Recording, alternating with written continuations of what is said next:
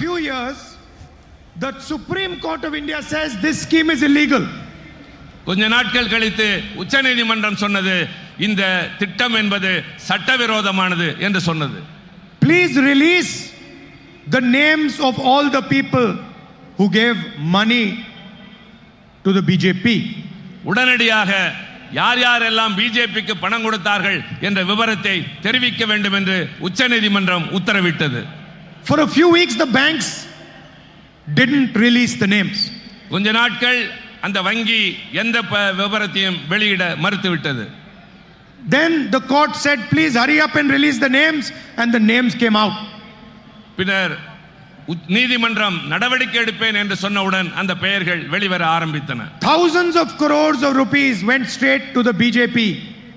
ஆயிரக்கணக்கான கோடி ரூபாய் நேரடியாக பிஜேபியின் கணக்கிற்கு சென்றது. And then we started to look at the names and the dates when the money was given.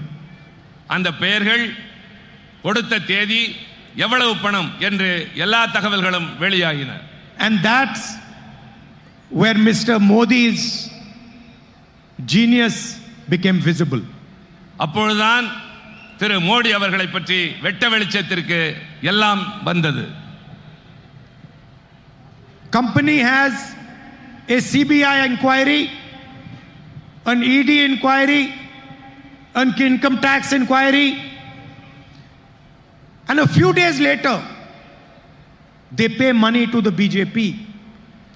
And then a few days after that the case is closed and the CBI inquiry is shut down.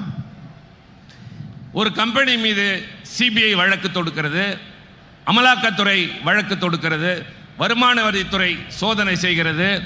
உடனே அவர்கள் கொஞ்ச நாள் கழித்து பிஜேபிக்கு தேர்தல் நிதி தருகின்றார்கள்.